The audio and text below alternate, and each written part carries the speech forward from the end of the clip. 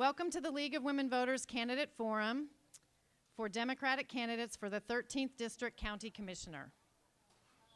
A reminder to everyone in the audience that photography, audio, and video recording are only allowed by the press. So we appreciate your complying with these rules for our forum. Today's events are organized by the League of Women Voters of Evanston, Glenview, Glencoe, Wilmette, and Winnetka, Northfield, Kenilworth. We thank the Wilmette Park District for our venue today and for all the great help that we're getting with our sound and lights and our videography. Thank you very much. My name is Allison Hout, and I am the co-president of the League of Women Voters of Wilmette. The League of Women Voters is a nonpartisan organization. The League does not endorse candidates or parties. Our mission is to ensure that all eligible voters have the opportunity and the information to exercise their right to vote. Civil public discourse is an integral part of our political system. Public discussion strengthens our democratic process. And so today we thank the candidates and the audience for participating. The format and the rules for this forum were previously agreed to by the candidates.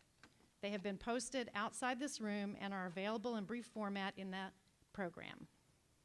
Our moderator today is Helene Gabelnick from the League of Women Voters of Chicago. Helene is a 44-year member of the League. She has served on the League of Women Voters Chicago board and is currently the Voter Services Chair for the League of Women Voters Chicago. She is a retired professor from Harold Washington College, and Helene does not live in the 13th Cook County Commissioner District. Helene. Thank you. I'd like to welcome all of you here today, and let me just introduce the three candidates who are sitting to my left. First is Bushra Amiwala, followed by Daniel Foster. I'm sorry, can you hear me? And then Larry Suffredin. I will just briefly review a few of the rules that we're going to follow. First, audience members must remain silent. No clapping or audible comment is permitted. At the end, you can all yell and cheer. Please turn off all electronic equipment that you may have. Candidates will be given 2 minutes to make an opening statement, and they have drawn lots to do this, and the order will be as you see them seated here. After that, candidates will be given written questions to answer. They will have 90 seconds for each question, for each answer. The questions come from the audience, and they will be, you can write them on index cards. There are people around who will give you a card if you have a question that you would like submitted. At the end, candidates will be given 1 minute to make a closing statement, and that will be in reverse order from the opening statements. Okay, so we begin with opening statements. Ms. Amiwala is first. I stay here, right? Yeah. Okay, it works. Okay. Hello, good morning, everyone. My name is... No, wait. Oh, sorry, that someone said wait, sorry. We're going to start all over. My name is Bushra Amiwala. I'm currently a candidate to represent the 13th District on the Cook County Board of Commissioners. I'm a community organizer, activist, and a longtime volunteer. I always shied away from politics growing up because people said the only way to make it big in politics is to be corrupt and dishonest and an overall bad person. So I shied away from it because who would want to be any of those?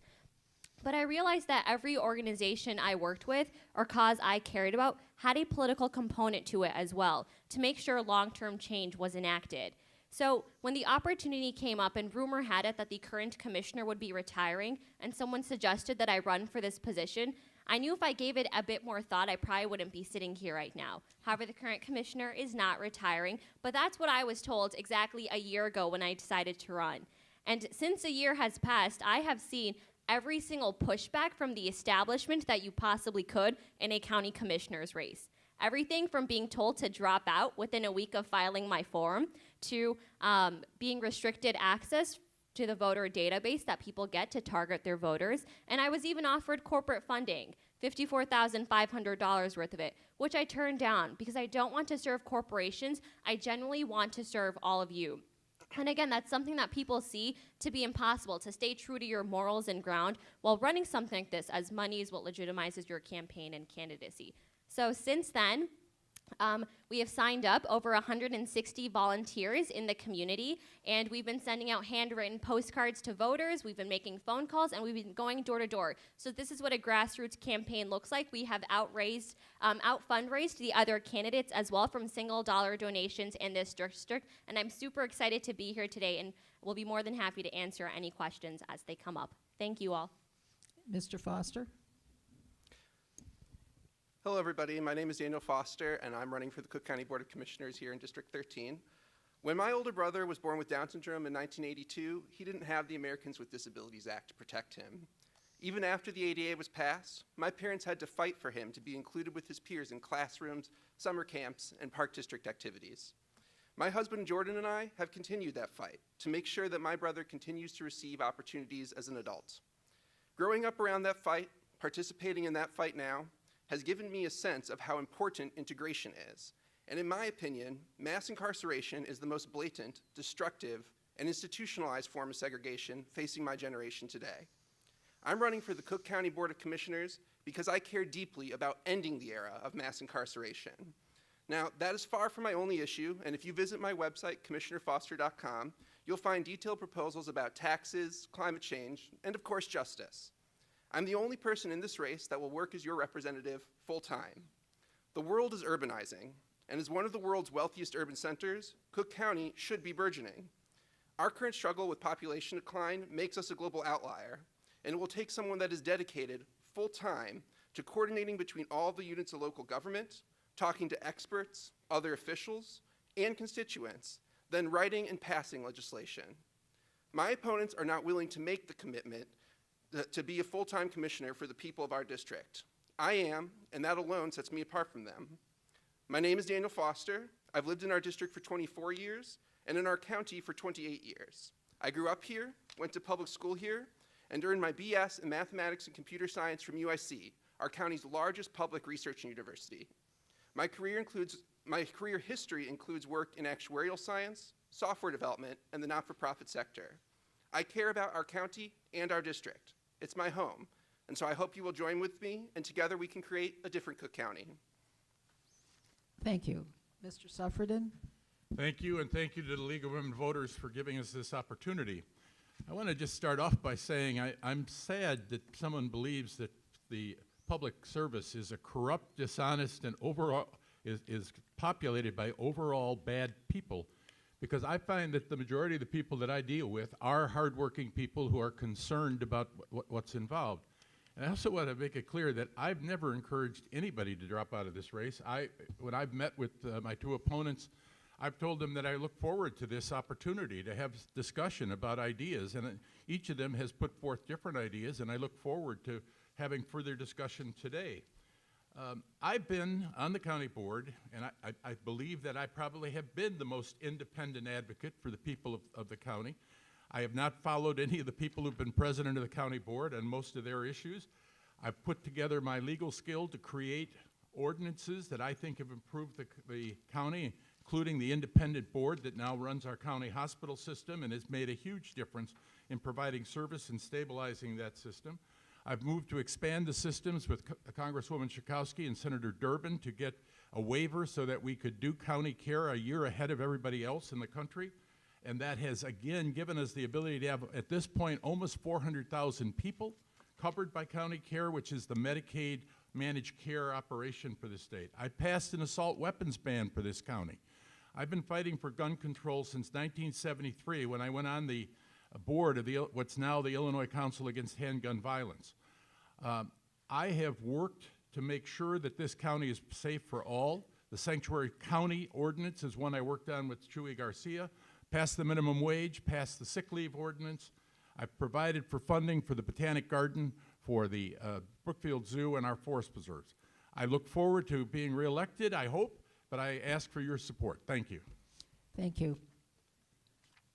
For the first question, we'll start with Ms. Amiwala, and perhaps this has been covered, so if you just want to add anything to it, you may do so.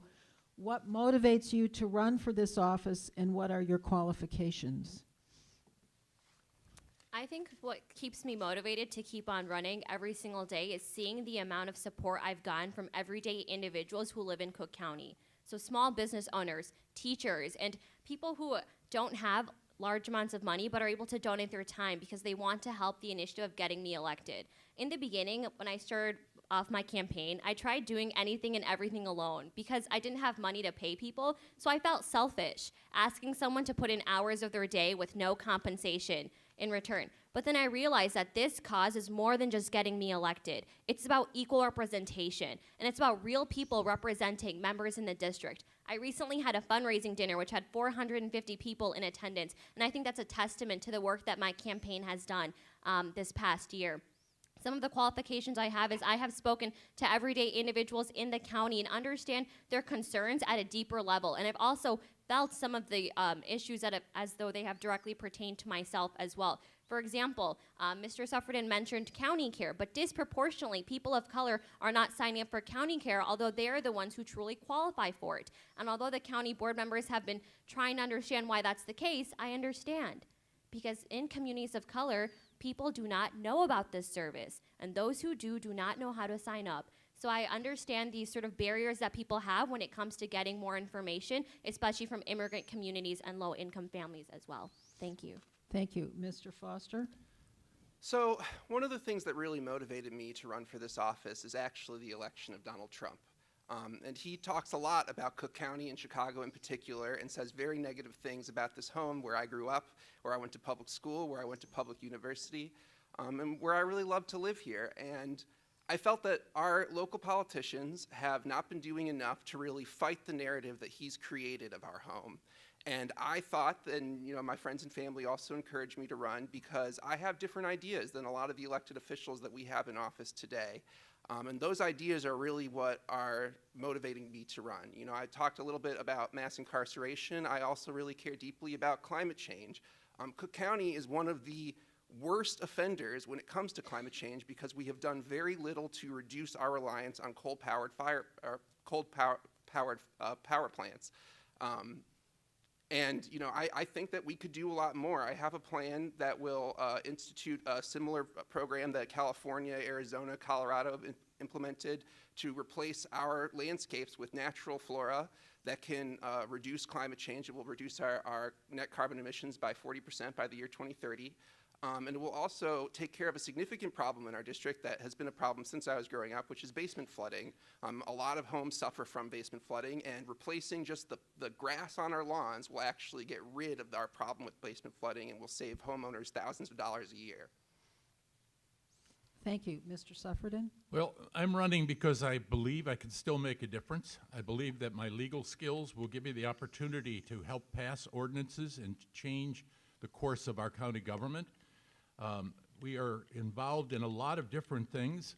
The county care, which has been mentioned again, is a managed care operation for those on Medicaid. We have got 1,400,000 people in this county on Medicaid.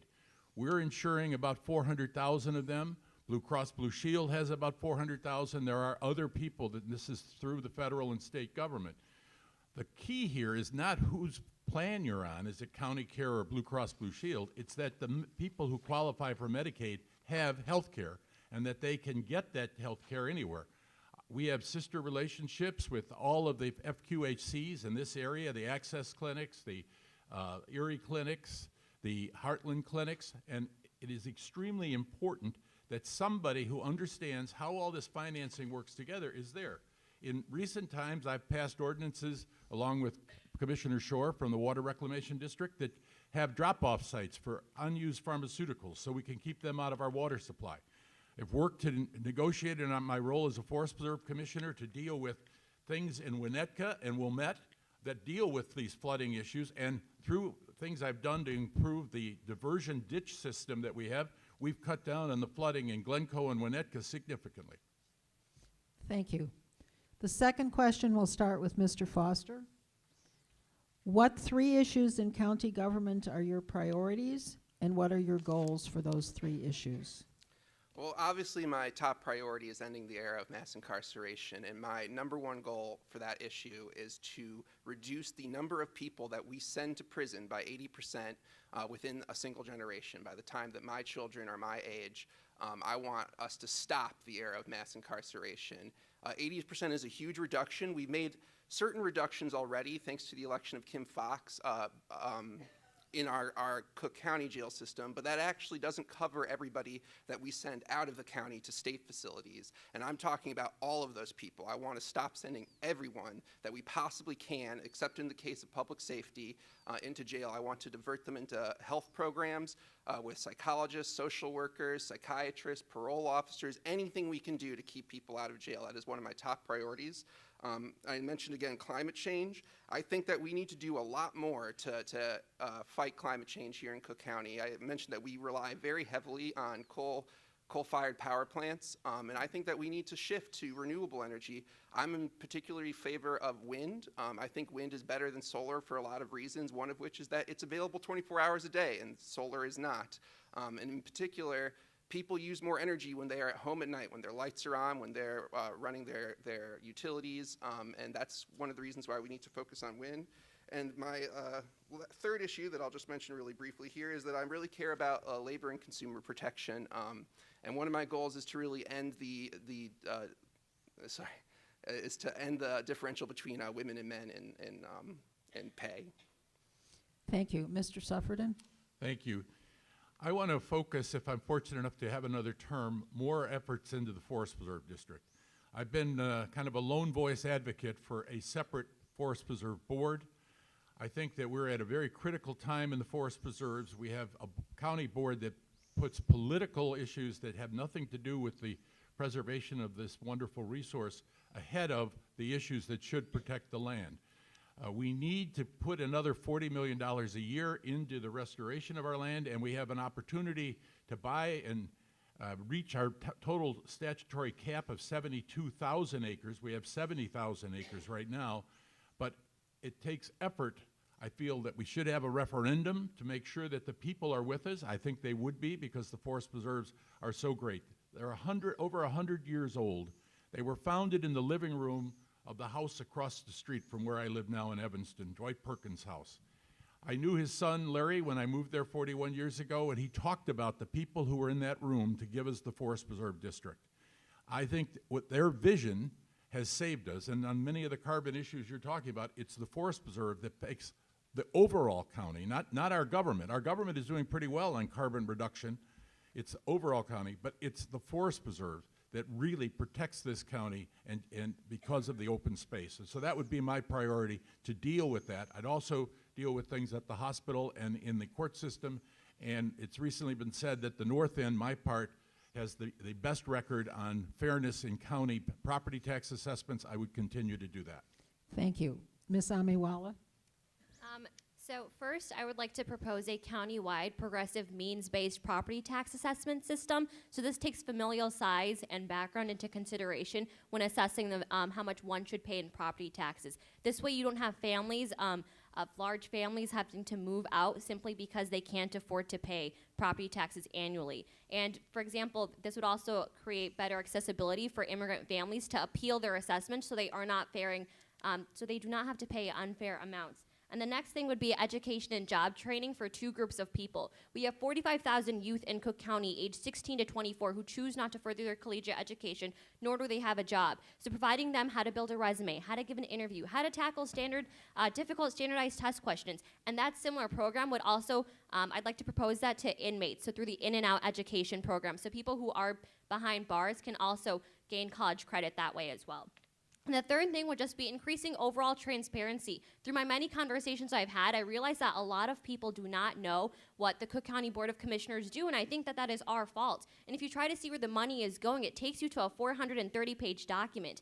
As your county commissioner, I'll break that down into everyday colloquial language so all of you can understand where the money is going, because I think it's insane that it's hidden and clouded in sort of that many pages. So those are my three issues. Sorry, I spoke a little fast, but Thank you.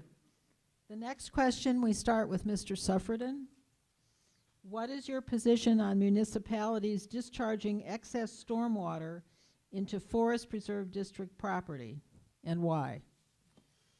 My position is that, one, you don't just allow people to discharge anything into the forest preserve. Up our way, we have a group of canals that were dug as part of the WPA in the 1930s that became the Skokie Lagoons and then our various diversion ditches. We have negotiated in the time I've been in office with the villages of Glencoe, Winnetka, Wilmette, agreements to deal with the proper discharge of water so that we don't flood people below us in the river and we don't put dirty water into the Chicago River. Our land is there. It holds, believe this or not, 80% of all stormwater runoff in Cook County is in the Forest Preserve system. Our goal as good managers of the land is to make sure that we don't let people irresponsibly dump that water in there. It comes in naturally. We've been using mechanical and other engineering techniques to control that and protect our land. I think we're doing a pretty good job up this way. Thank you. Ms. Amiwala? Yeah, so similar to what Mr. Suffredin was saying, I also don't think that that should be allowed because not only does it result in flooding in the water itself, but also the forest preserves. And if you overwater a plant, then it can have, its revival from that is very difficult. And then the water, it pollutes our drinking water, not only ours, but disproportionately in communities of color. That's where that water goes. Their pipes are rusted as is, so the last thing they need is polluted drinking water. So I do think that there should be proper disposal of that, and we shouldn't mess with sort of nature's natural cycle that there is. Thank you. Mr. Foster? So the stormwater discharge issue is actually the exact same issue as the basement flooding issue. We can take care of both of those issues by implementing a natural flora program here in Cook County. You know, we spend a lot of money on stormwater systems here in Cook County, and by replacing our landscapes with natural flora, we can actually save local governments and the Metropolitan Water Reclamation District $60 million a year annually. That's a lot of money to be saving, and in addition to that, it actually helps the environment in multiple ways. And one of the ways that it can help the environment is by reducing the number of incidents where we actually have to discharge stormwater runoff into the forest preserve, into the lake, into the natural resources that we want to preserve here. And that's one of the reasons why I think that it's such an important issue. It's not talked about very often here in Cook County. You hear it a lot more in California where they have a water shortage. And it affects us differently than it affects them. And for us, it will reduce basement flooding and it will reduce stormwater discharge. Thank you. For the next question, we start with Ms. Amiwala. The Cook County budget faces structural deficits. How will you work for a balanced budget? And can you identify specific ways to cut expenses or increase revenues? So a long-term solution would again be the progressive means-based taxation system. So this makes it so families who can afford to pay more money through property taxes will be doing so. So for example, if you have a billionaire living in a small one-bedroom apartment, they can perhaps pay even double more on what their current assessment looks like, and that revenue goes to the county. Another thing is having a fee for expediting documents. So for example, hospital documents or court case documents. So that fee, again, can be another source of revenue.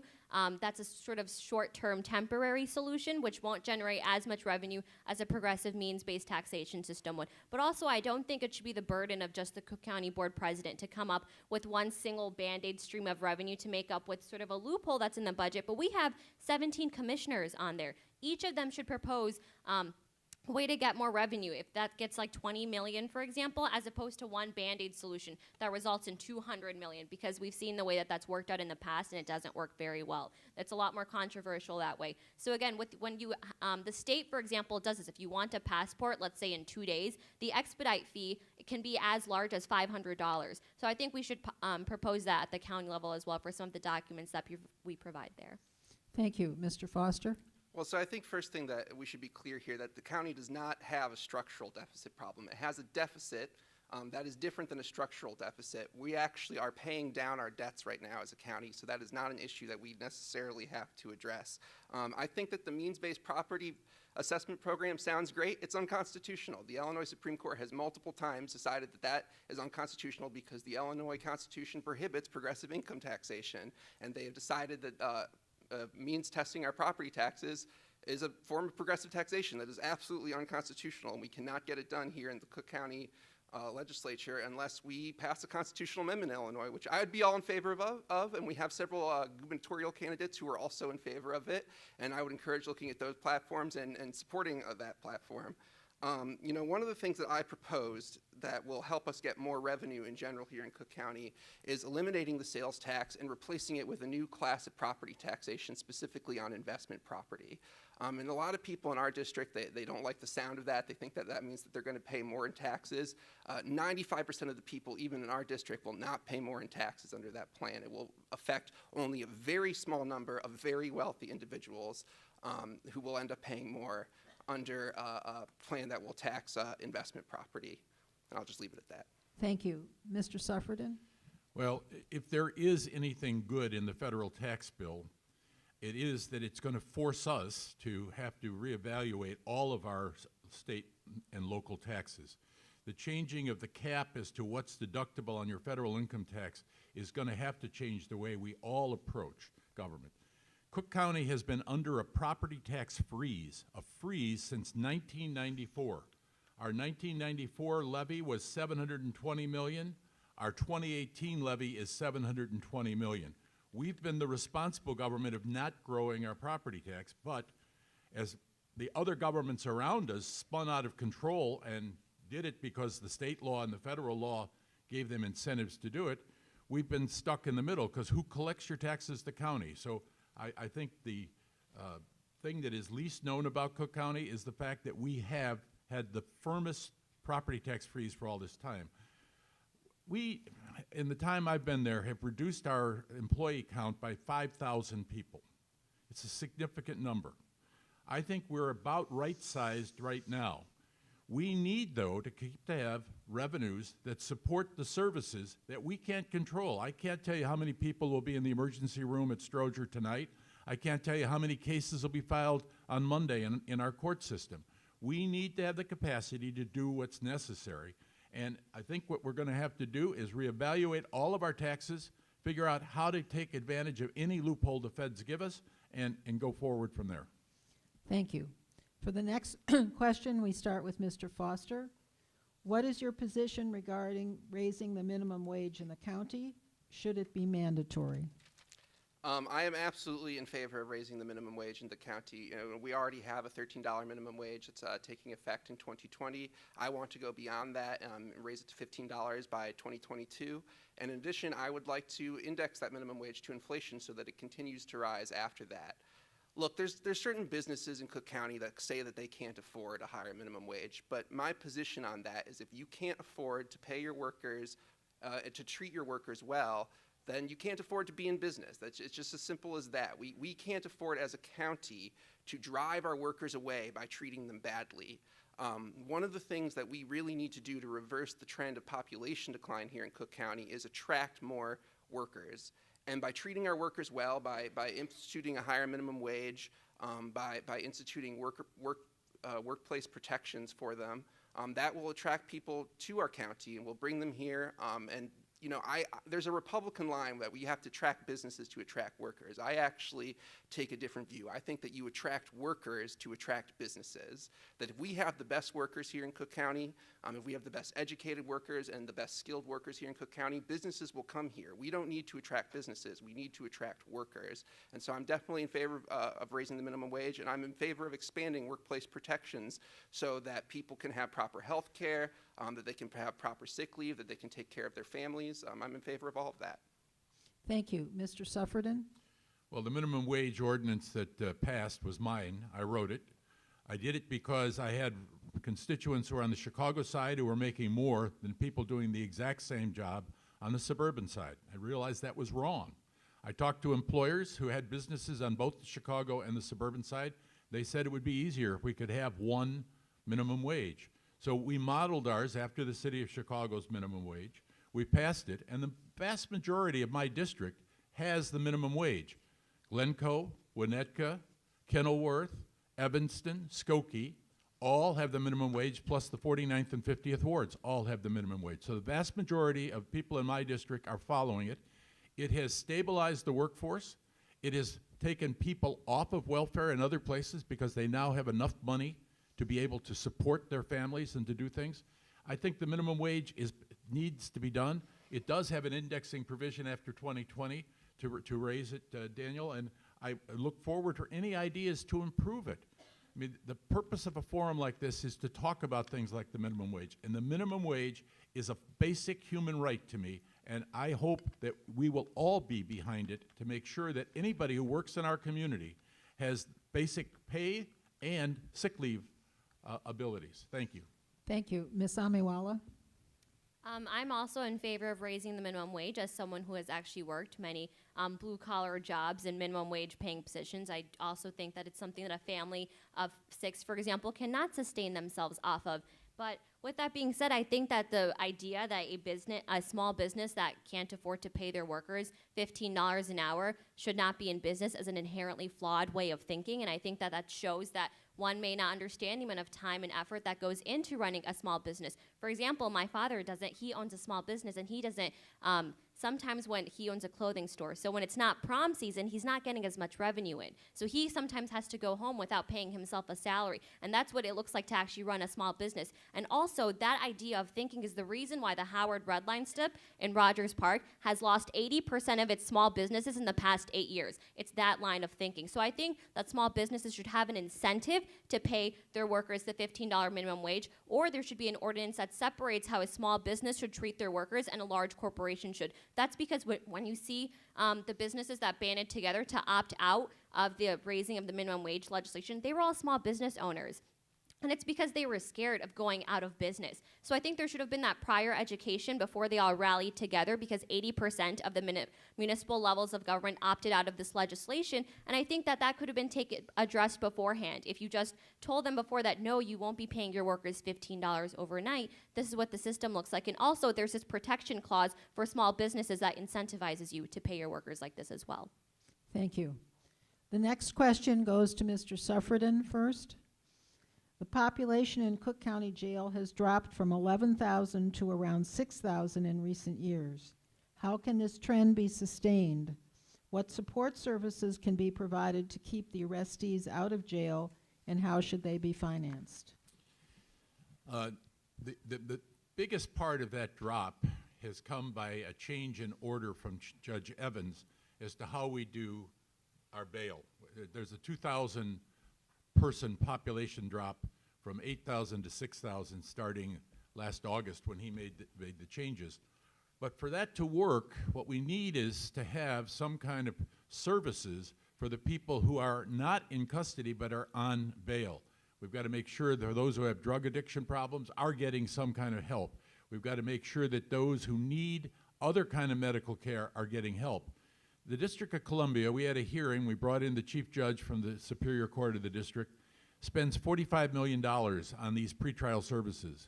We spend $12 million. Our population is 5 times bigger than the District of Columbia in terms of the people we're dealing with. We have got to figure out a way to get additional money. Judge Evans is currently suing us for $41 million that he believes we need to appropriate to him to be able to cover the services these pretrial people need. The way to keep the jail population down is to have alternatives, that people get those alternatives, and then we keep them from getting back into the system in the future. Thank you. Ms. Amiwala? So in regard to the bail that Mr. Suffredin is talking about, although there were measures taken over the summer, Judge Evans is still calling them falsified claims. So for example, if you have someone who cannot afford to pay their bail, Judge Evans will look at them and say, are you sure you don't have $100 in your pocket right now? And again, brands it as a falsified claim. So that is still going on. So maybe there should be sort of proper, we should maybe look into that and make sure that any bail ordinances that are being done effectively, and that there are, we should reprimand it in a way where, again, long-term wise, we've seen the short-term way that it has sort of undercrowded our prisons, but again, it's still being done. So there is a lot more work to be done on that bail front. But another thing is the decriminalization of marijuana. Although that is occurring, still disproportionately in communities of color, those are the ones who are put behind prisons for nonviolent drug offenses. And although people say that we should legalize marijuana as well and gain revenue from that, we won't see any revenue coming in from the legalization of marijuana after we tax it until 2022 at least. So sure, that is something I'm in favor of as well, but we will see the saved revenue and populated prisons immediately once that goes into effect. And the final thing is just adequate mental health care services to people who are behind prisons, because it's a cycle. So once you go into prison and you're let out, and people who are behind bars, they're treated in the most inhumane manner. You see people that have their feces in their own hands and no one's doing anything about it. And isolation is not an adequate way to treat mental health, and that's the only service that's being provided right now. So I think that should also be fixed. Sorry. Thank you. Mr. Foster? I'm sorry, could you just repeat the question Sure. for me, please? The population in Cook County Jail has dropped from 11,000 to around 6,000 in recent years. How can this trend be sustained? What support services can be provided to keep arrestees out of jail, and how should they be financed? Well, so I think it's really important to understand, Larry talked a little bit about this, but the drop is almost entirely having to do with pretrial detainees. It has nothing to do with the people that we actually send to jail after they go to trial. And when we send people to jail, 80% of the people that we send into the prison system will come out of the prison system and commit another crime. And that's one of the reasons why I think that we need to stop the era of mass incarceration, is because sending people to jail just doesn't work. 15 years ago, we might not have had the data from behavioral scientists, from social scientists that we do today, but we have that data now, and we know for a scientific fact that sending people to prison is psychologically damaging, that isolating people, even if they are very well educated, very well serviced by medical professionals, that also is psychologically damaging. And the really important thing in my perspective, is that we need to keep people as part of their communities so we can teach them through social services to be productive members of their community. And I think that that's one of the most important things that we can do to reduce the prison population beyond just reducing the prison population of pretrial detainees. By actually reducing the prison population altogether, we can actually do more than just sustain the decline. We can actually increase the decline and eventually drop to maybe about 1,000 or 2,000 people in the Cook County jail system. Thank you. The next question goes to Ms. Amiwali first. Illinois has a high number of governments. Please talk about how Cook County can encourage governmental consolidation and municipal shared services, with perhaps a particular emphasis on Chicago. Yeah, so for example, an example of this is if you call a government office because you need a service, they transfer you, and you keep on going to that back and forth line of transfer. So that's what this looks like. You have too many offices that all do similar things, and by consolidating them, you won't be, as people, once it will create our accessibility to these services once they become available, because you won't be transferred back and forth to different people in different offices, but you also have many people who sort of are doing the same thing. Their offices serve with many similar functions. So by consolidating them, you can go to the same office to get, for example, your property tax appealed, and also to find out how to apply for county care, for example. So I think we should have sort of these single government entities that consolidates a lot of positions. So you won't have a secretary for an office in each, but you'll only have one secretary that does many of these different positions in one office. So it's combining these services and making them more accessible and in multiple areas of the district that does multiple things, as opposed to separating it. And then you won't have that line and sort of like, what's that word? The merry-go-round of phone calls. You won't have to do that, those transfers. So it's by consolidating it, yeah. Thank you. Mr. Foster? This is actually a really great question, and it's a really differentiating issue between me and my opponents. You've already heard Larry mention that he's in favor of creating a separate forest preserve board, separate from the county board, which currently oversees the forest preserve. I'm against that. I think that we already have too many jurisdictions here in Cook County, that we have a lot of jurisdictional fights as a result of it. And we don't need to create more jurisdictions. We need to have fewer jurisdictions. I'm pretty sure the only candidate that has come out as in favor of getting rid of the county assessor's position.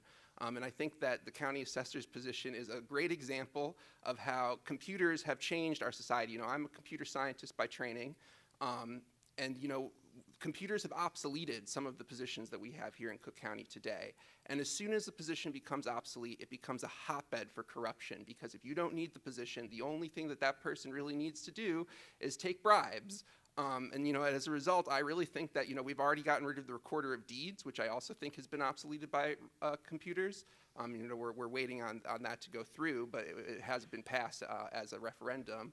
And I think that we need to take a similar position with the county assessor's position, that we should fold that office into the county treasurer's office and have a single office that is responsible for assessing our properties, for taxing our properties, for collecting those taxes and distributing those taxes. Thank you. Mr. Suffredin? Well, I was a sponsor of the referendum being put on the ballot to combine the clerk's office and the recorder of deeds. And we've had a series of meetings with the city of Chicago to try to figure out what we can do with them to save money. We just put out an RFP 2 days ago for all of the pharmaceutical services for the employees of the Chicago Park District, the CTA, the city of Chicago, the Chicago Public Library, to combine our purchasing power, and we'll do those kind of things. But the majority of these governments that you would like to consolidate are not under our direct control. They are created by the state of Illinois, and we need to look at them. We've had an opportunity to appoint people to some of these boards because you need an elected body to make the appointment. So take the North Shore Mosquito Abatement District. When I got elected, that was one of the issues because it was terribly run. It's now probably one of the best run mosquito abatement districts in the entire country. It's become the standard for where people look at it. I think if we have bodies that provide specific services and they're doing it well, then we shouldn't try to just destroy them for the sake of having a smaller number of bodies. The Forest Preserve, I want to just go back. We need to be protecting the land, and my fellow county commissioners do not protect the land. The best example is Quinton Road, where they would like to drive through the oldest forest preserve in Cook County, a 4-lane highway, because it's convenient for the people who live in Palatine. Thank you. Just to tag on to the same question, you answered it with regard to the city of Chicago and various agencies within it. Do you have any comment to make about the various municipalities other than Chicago where you might be able to work together or find efficiencies with that? And we can start with Mr. Foster again. I think it should be one of our long-term goals, and this is kind of out there. You probably haven't heard anybody talk about this before, but I actually think it should be one of our long-term goals to have a unified city-county that, in other states, cities sprawl much more so than the city of Chicago, that even if we were to unify Cook County with the city of Chicago, we would still have a higher population density than the city of Los Angeles does, and we would have a similar population. I think that in the long run, and it is a long run goal, that we need to work towards that. I mean, it starts with getting rid of the few remaining unincorporated parts of Cook County. It seems ridiculous to me in an area that is so urbanized that we have any parts of our county that are unincorporated. The services in those unincorporated areas, they don't necessarily match the services you get in the parts that are incorporated. So I think that's a great first step that we need to take. But other steps that we need to take include, our municipalities were designed at a time when people thought segregation was okay. And I think that we all know today that segregation is not okay. And by having these different municipalities in an area that is so urbanized and so integrated as an economy, it really increases the amount of strife that we have. It increases the amount of governments that we have, and in the long run, I think that really needs to be our goal, to unify our city and our county. Mr. Suffredin? Well, working with the municipalities and the suburbs is always a priority.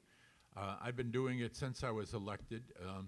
With a number of the villages, we have found surplus land which we've given to them so that they can use for municipal purposes. Best example is probably the land that the Holocaust Museum is on in Skokie, which was county land that we gave to the village of Skokie for the purpose of them being able to help the museum be built there.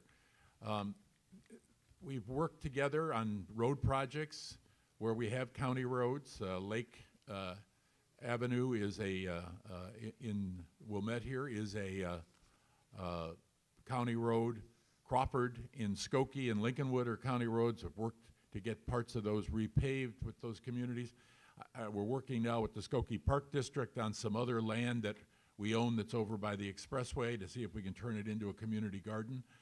I think that the object is to work with those governments to find out what their needs are and see if we can help them. And we've done that, I think, to a certain degree, and we'll continue to do it. The only unincorporated area in our district is Woodley Road, which is considered by many to be the richest area in the county. It's unincorporated by choice, not because nobody wanted to keep them separate, and I don't think we're ever going to get them to incorporate. So hopefully we will come up with solutions for the unincorporated issue, but part of it is we put $5 million in our budget to try to deal with infrastructure, to bring those properties up in other parts of the county, and we haven't been able to do it. Ms. Amiwala? I think a tangible way to begin to incorporate sort of our county affairs with the more municipal levels of government is to have a county official in sort of maybe a village hall or sort of the mayor's office to make sure that they are also in tune with the way municipalities work. And that way you can, when it comes to combining offices, you can have someone who's skilled in multiple ways. And in that way, you also, there's sort of a disconnect between the way the county government functions and the way the municipal subsects do, and that's only because, again, you don't have someone that deals with county affairs dealing with the municipalities. They are two separate entities, but I think that they should also be able to answer basic questions in case someone comes in to the Skokie Village Hall, which is a predominantly area where a lot of immigrant families from South Asian backgrounds, the Assyrian community, come in to get an answer to a question about how, let's say, property tax appeals work. Into that, you can have a county official sitting there, and that's how you can engage them and perhaps combine that as well by using the similar office space that is already available and by making sure it's not vacated by something and by using it to its fullest potential. Thank you. The next question goes to Mr. Suffredin first. How will you as a commissioner work with the board to exert oversight over elected county officials, particularly the assessor, the clerk, and the sheriff?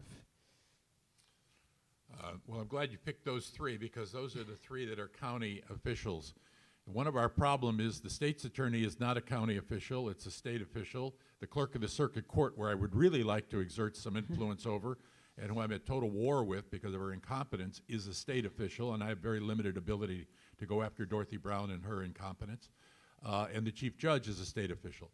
With the clerk, we will be working on this next budget, which will be the budget that combines the two offices, recorder of deeds and clerk.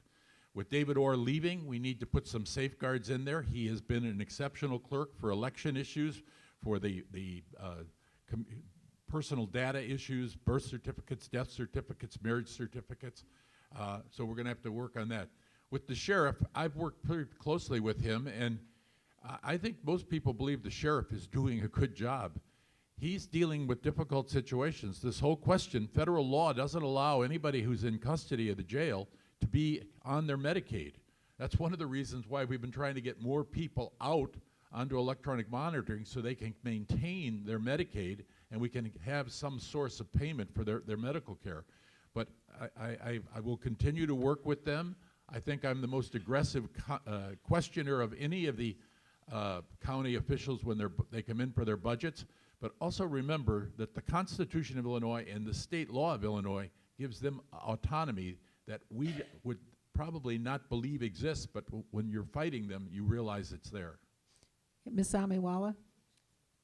So I think as a new person being elected to this position, I won't have any personal ties with the assessor, clerk, or sheriff, and I think that way you can sort of sustain a professional working relationship without being too cautious about the way that you should interact with them. And I think that's one of the benefits of having a new person going into this realm. And then something that's important to note is that if the County Board of Commissioners, let's say, gives Dorothy Brown's office, for example, a certain amount of money, then it is illegal for us to go in there and say you suddenly cannot use this much money. You cannot hire staff with the money that we've allocated. And that's something that I think we are overstepping our bounds when we do that by perhaps being too aggressive and being too comfortable with interacting with these people. But that's against the law. That's illegal. You can't do that. If you've already given them the money to pay and hire staff the way they choose to, then that's their money. They can deal with it however they want to. We've just allocated that, and that's what our job is. So I think as a new person going in, I'll make sure I don't overstep any boundaries that I have and won't be too comfortable with the people that hold these positions, especially when it comes to the assessor, clerk, and sheriff's department.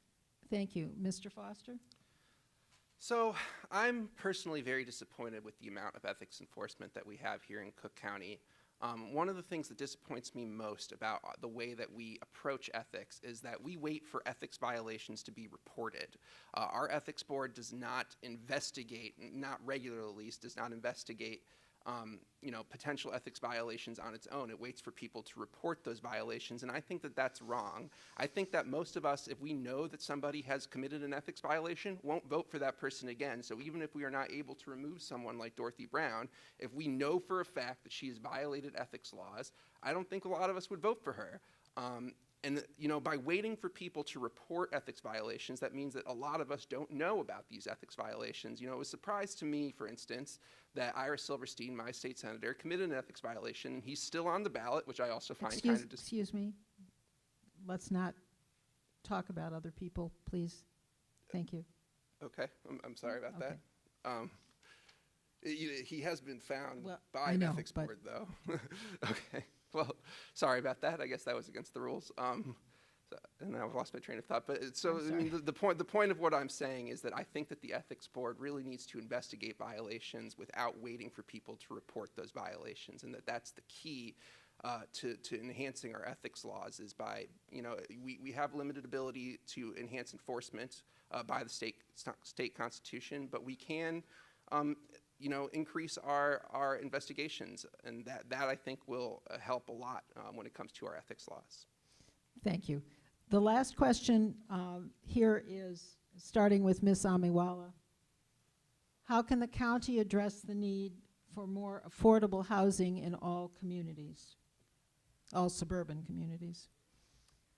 So again, this comes back to what I was talking about earlier when it comes to progressive means-based taxation, because currently a lot of the reason why people don't live in the areas they want to is because they can't afford it. So for example, when my family moved to Skokie when I was about 9 years old, they almost had to move because of the amount their property taxes had doubled to within 8 years of living there. So sure, there's a general property tax freeze, but if houses on a block appeal their assessment and the other ones do not, who makes up for the rest of the revenue that the county needs to collect annually? Those who did not appeal. And that disproportionately affects communities of color, immigrant families, and families that are low income. And currently there are also sanctions imposed that make it so that people devalue the homes of those who appeal their assessment that live in these areas legally, so then they can't even sell and then ever move out. And this is what's currently being done. So it's having those checks and balances when you're dealing with the assessor's office, for example. And it's making it so if you appeal your assessment, the value of your home does not go down. Because yes, in writing, that is what is supposed to be done.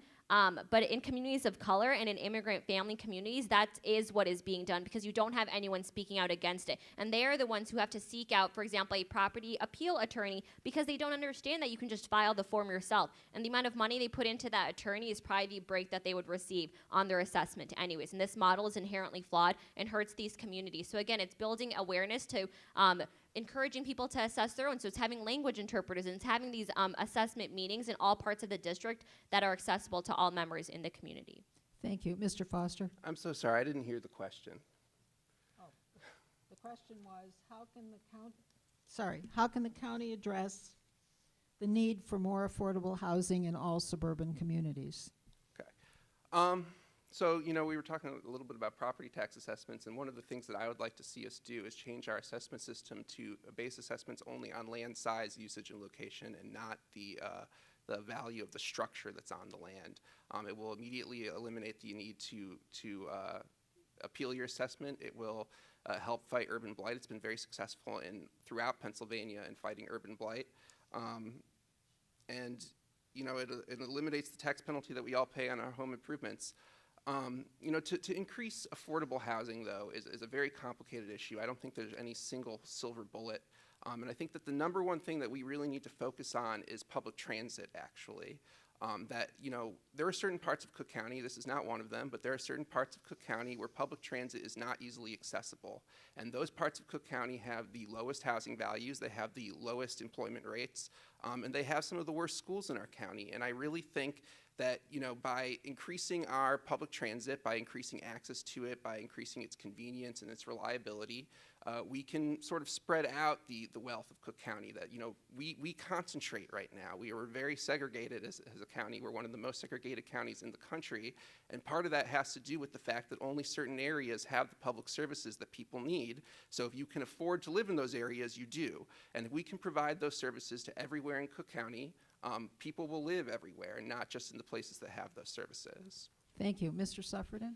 Well, I was able to draft and finally pass after 8 years an amendment to the Cook County Human Rights Ordinance called the Source of Income Amendment. And what that does is it allowed people to go and not have a landlord discriminate against them because they didn't like where their money came from, be it from SSI disability payments, alimony, child support, whatever. And I think that that's one of the first things we've got to do is continue to fight against any discrimination against people who want to rent in our area but have limited income and how they can use it. The second is the Housing Authority of Cook County is not a county agency, but it's a sister agency, and it's one that we've been working with to take our federal home dollars and match them with some of their projects, and we've done some pretty significant single-site locations and some larger buildings within this district, and we need to work on strategies to do more of that. I recently had Rich Minacchio go to the Evanston City Council for this task force that they have on affordable housing to come up with some strategies on how, again, we could match some of the money they have, some other federal HUD money, with the city, with some county money to create more projects. I think that's what we've got to do. We just got to keep working to find more units and to help people find jobs and income to be able to meet whatever the payment is, because affordable housing still has a rent amount to be paid. Thank you. We will now have closing statements that are 1 minute and reverse order from opening statements. So, Mr. Suffredin, you may go first. Thank you again. Thank you to the League of Women Voters, and thank you to the people who are here in the audience. And I thank my two opponents. As I've said, this has been a good experience for me. I keep learning from them each time that they talk about different issues. Their perspectives have been very, very helpful in looking at what are the issues we have to deal with.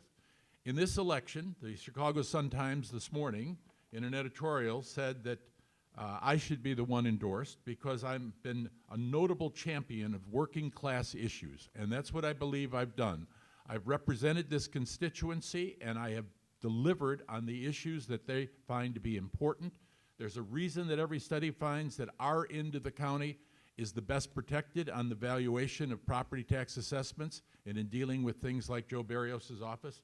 I've also been endorsed by a number of groups, the Chicago Now PAC, Personal PAC, Citizen Action Illinois, Chicago Federation of Labor, the Democratic parties of Evanston, New Trier, and Niles, the 49th Ward and 50th Ward. I ask for your support to be reelected. Thank you. Thank you. Mr. Thomas? Mr. Thomas? Foster. Sorry. Confused me there for a second. So we've talked a lot about what the county board does and what the county board can't do. And, I think for my closing statement, I want to talk a little bit about what the county board can't do, because we are just a single local government here in Cook County. And we've mentioned there's a lot of local governments here in Cook County. There's a lot of governments throughout the state. And I think that's the reason why we need a full-time commissioner. We need someone who is willing to work with every single level of government, every single government official, who's willing to work with constituents, and who will pass legislation that is meaningful to our county.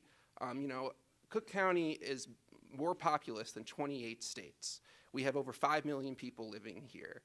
Our government does not reflect the complexity of our county. Our county government is very limited in the number of bills that it passes and the number and the amount of work that it does. And I think that we need a full-time commissioner to work with these different municipalities, to work with these different levels of government, and really pass legislation more frequently than we do today that will make a big difference for the people who live here.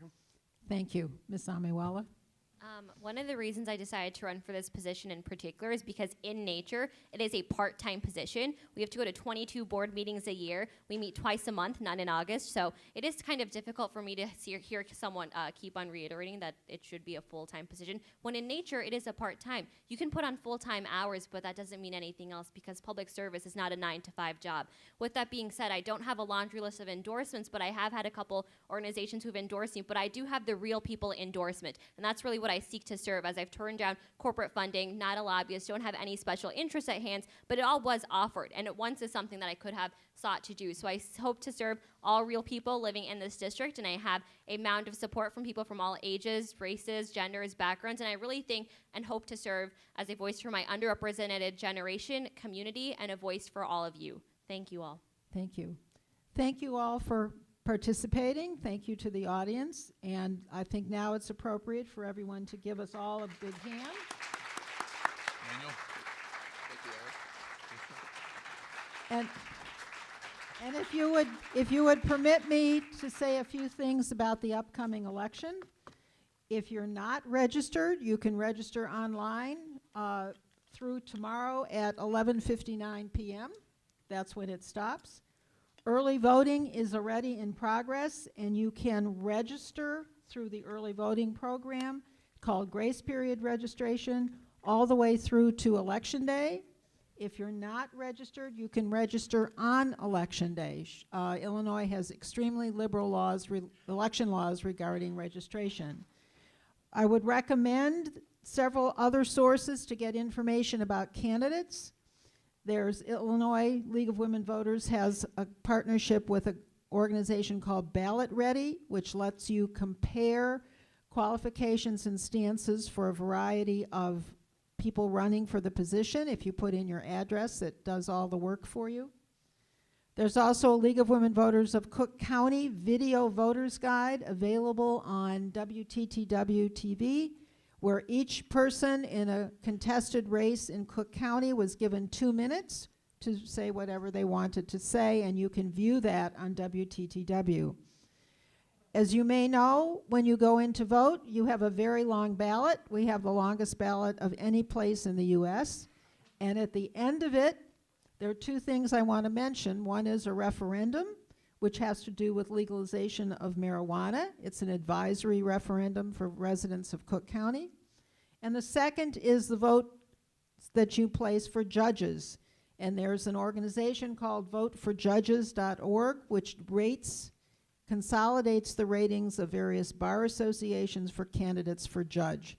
So this gives you, if you have time and want to work on this gives you a lot of time to analyze and make wise, informed decisions. But most of all, remember, vote. It's very important to vote. The last time the primary, the off-presidential year, the turnout was 26% in Illinois. We need a good turnout so that we can get good government. Thank you.